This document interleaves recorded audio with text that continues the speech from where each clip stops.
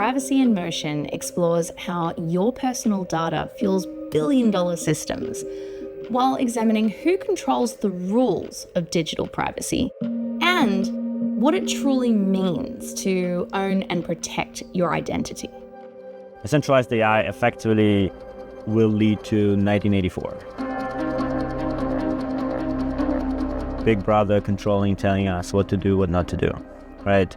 It's actually almost inevitable because of how companies work. Like, you first provide value to the users, and then you move into extractive stage, right?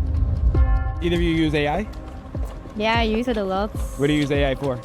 Like for everything, actually. Just like if you're visiting now New York, give me some highlights of New York. Also, if I need to write an email, let's say to be professional, oh yeah, can you rewrite it? I personally use it for more informational stuff. Like, I just like doing research, or if something comes to me, I'll ask AI like what it's about, because it's quicker, it's faster than Google.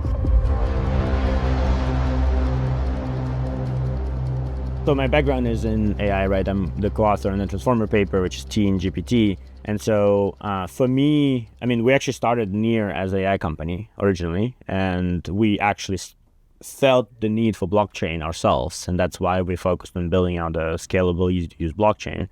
And so when, ChatGPT moment happened, to me, it was like, okay, well, now there is actually a killer product that people can interact with AI. I mean, we actually talked about this problem even before. I've talked about Google and Facebook using AI all of this time effectively to, drive our attention and, monetize our data and effectively have all these issues. Like, you can, like my talks at 2019, 2020 had all of this. So it just like people didn't feel that to be AI, even though Google has literally been doing AI for 30 years. But with ChatGPT, it was like very direct, like, this is AI. And so it was easier to then talk about these problems applied to this, where like your data is now owned by somebody else. They can train on it. People weren't kind of comprehending this before kind of ChatGPT moment.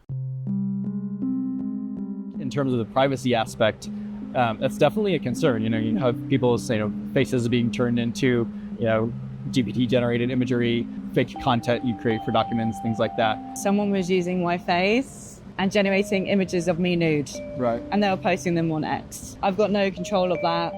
Someone's releasing these images. And, for people who, some people obviously still getting used to the concept of AI. So some people might even think that they're real, and like that's hugely damaging to someone's reputation.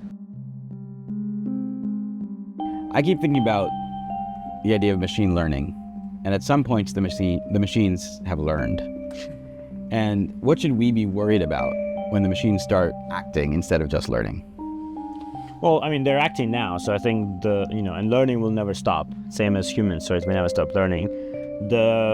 I think the important parts are right now, the framework of ensuring that machines, AIs are operating within boundaries is actually, it's very limited in a sense. I call it the thought police, right? You're trying to tell the model to not think about stuff.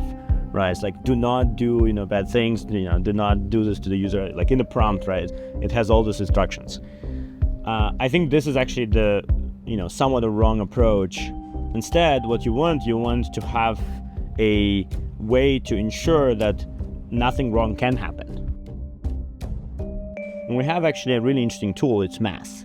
So one thing that AI cannot break through, right, is math. Like if you ask a model to formally prove to you, mathematically prove to you some facts, that it cannot go around that, right? And so one of the research areas we're working on is I want agent to prove to me that it's not going to do anything bad with my data, with my interactions, with my personal information, etc. And so it needs to prove to me that before it actually can get access to it. And so you can have this kind of more formal system to ensure correctness of execution and kind of behavior, even if internally it thinks some weird things, like it doesn't matter, right? Like what it does and what the outcomes it delivers. Do you ever worry that you're giving AI so much of your information that it really now has a very deep profile of you? Sometimes I do, but mostly it helps me that he knows me, so that's okay. It can never replicate exactly what we think because we're human, but I feel like giving AI access to a lot of the information that we have is scary. I really believe AI will be how we're going to interact with computing going forward. And so, I really think that AI, should be able to know as much as possible about us, to represent us, to help us make decisions, to even make decisions on our behalf. And so you want privacy for that. Like, you don't want all of your life uploaded to somebody else's data center, for them to be able to access it. Near's vision is own your assets, data, and power of choice, right? So assets, easy. This is what crypto been about. Data, right? This is again vision from 2019, is indeed like a massive resource that's right now been monetized by the companies, and effectively, they're generating money off it. And the power of choice is that fundamental property, right? That, and I'm saying, like, the provider of the product can manipulate you to do things, right? For whatever reason, because they want to make more money off you, right?